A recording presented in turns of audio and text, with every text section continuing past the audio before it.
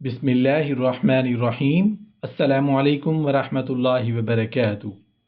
हज़रत आदम अलैहिस्सलाम और हज़रत मूसा अलैहिस्सलाम की मुलाकात का वाक़या मसनद अबू याला में है कि हज़रत उमर बिन ख़त्ताब रज़ियल्लाहु अन्हु बयान करते हैं कि नबी करीम सल्लल्लाहु अलैहि वसल्लम ने इरशाद फरमाया कि मूसा अलैहिस्सलाम ने अल्लाह ताला की बारगाह में अर्ज़ किया कि मेरी मुलाकात हज़रत आदम अलैहिस्सलाम से करा दीजिए, जिसने हमें और अपने आप को जन्नत से निकलवा दिया।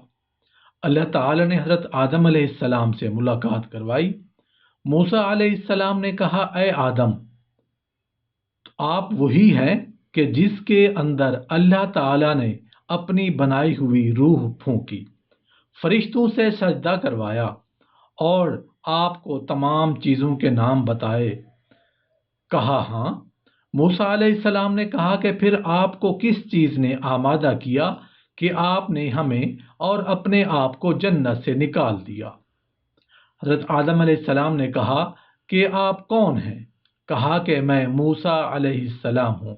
कहा, अच्छा वो मूसा जो बनी इसराइल का नबी था, तुझसे अल्लाह ने पर्दे के पीछे से कलाम किया है और तेरे और अल्लाह के दरमियान कोई वास्ता और फासला नहीं था। कहा, हाँ। तो हज़रत आदम अलैहिस्सलाम ने कहा, तुम मुझे ऐसे मामले में मुलामत करते हो जिसके मुतालिक मेरे पैदा करने से पहले फैसला मौजूद था।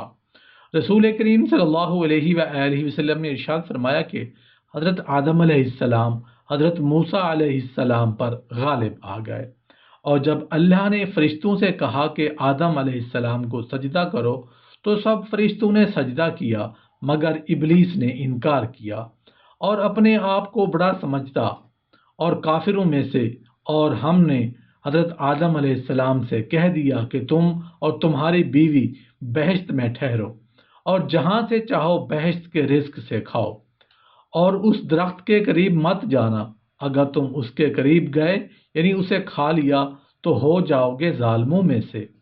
बस शैतान ने उन दोनों को फिसला दिया और जन्नत से जिसमें वो थे निकलवा कर छोड़ा। फिर हमने उसको हुक्म दिया कि उस बहश्त से उतर जाओ। तुम एक दूसरे के दुश्मन हो और तुमको ज़मीन में एक मुकर्रर वक्त तक रहना है और फ़ायदा उठाना है। बस आदम अलैहिस्सलाम ने अपने रब से चंद दुआया कलिमात सीख लिए। अल्लाह ने उनकी गलती को मुआफ़ कर दिया और अल्लाह ताला मुआफ़ करने वाला, रहम करने वाला है। हमने कहा कि तुम सब के सब उस बहश्त से उतर जाओ, फिर अगर मेरी तरफ से तुम्हारे पास हिदायत आए तो उस पर चलना, और जो मेरी हिदायत पर चलेंगे तो उन पर कोई डर नहीं होगा और ना वो गमगीन होंगे। और जो लोग मेरी नाफरमानी करेंगे और मेरी आयत को झुटलाएंगे, वो दोज़ख में हमेशा रहेंगे। फरिश्तों ने हज़रत आदम अलैहिस्सलाम के इल्म का जायज़ा लेने के लिए उनसे पूछा, अय आदम, इसका नाम क्या है? आदम अलैहिस्सलाम ने कहा, हव्वा।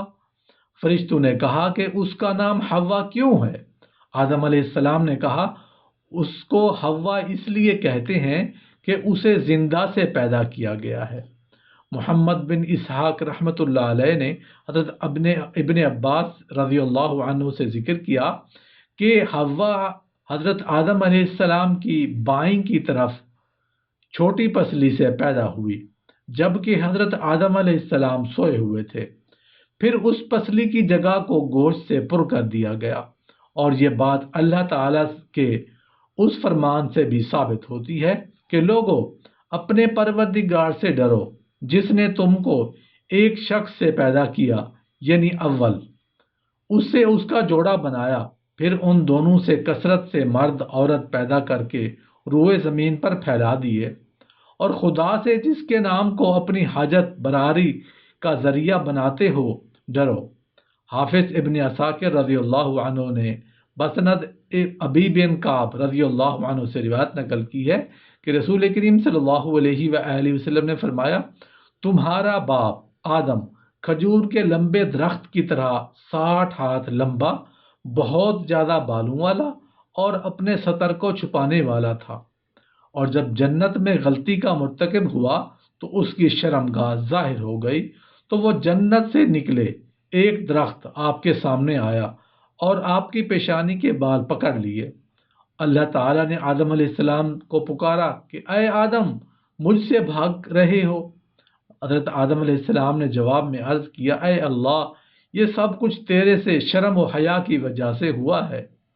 حضرت ابن عباس رضی اللہ عنہ سے مروی ہے کہ حضرت آدم علیہ السلام اور طائف کے درمیان حضرت آدم اور مکہ اور طائف کے درمیان ایک داہنہ نامی زمین کی طرف اتارے گئے، اور حضرت حسن رحمۃ اللہ علیہ سے روایت ہے کہ حضرت آدم علیہ السلام ہندوستان میں اتارے گئے اور حضرت حوا علیہ السلام جدہ میں، اور ابلیس دس تمسان میں جو بصرہ سے چند میل کے فاصلہ پر ہے، اور سانپ کو اسبہان میں۔ اور ابن ابی حاتم نے بھی اس روایت کو نقل کیا کہ صدی کہتے ہیں کہ حضرت آدم علیہ السلام ہند میں اترے اور حجر اسود بھی ان کے ساتھ تھا، اور کچھ پتے بھی جنت سے لائے اور ان کو ہند کی زمین میں پھیلا دیا۔ اسی وجہ سے خوشبودار درخت پیدا ہوئے۔ اور ابن ابی آدم نے یہ بھی نقل کیا ہے کہ حضرت ابن عمر فرماتے ہیں کہ آدم کو صفا اور حضرت حوا کو مروہ پر اتارا گیا۔ حضرت ابو موسیٰ اشعری رضی اللہ عنہ سے مروی ہے کہ جب حضرت آدم علیہ السلام جنت سے زمین کی طرف اتارے گئے تو اللہ تعالیٰ نے ان کو ہر قسم کا فن سکھلا دیا، اور کچھ پھل جنت کے ساتھ دیے گئے۔ بس یہ تمہارے پھل جنت کے پھلوں میں سے ہیں، فرق صرف یہ ہے کہ یہ گل سڑ جاتے ہیں اور جنت کے پھل خراب نہیں ہوتے۔ حضرت ابن عباس رضی اللہ عنہ سے ایک روایت یہ بھی ہے کہ آدم علیہ السلام جنت میں صرف نماز عصر سے غروب آفتاب کے درمیانی عرصے جتنا ٹھہرے ہیں۔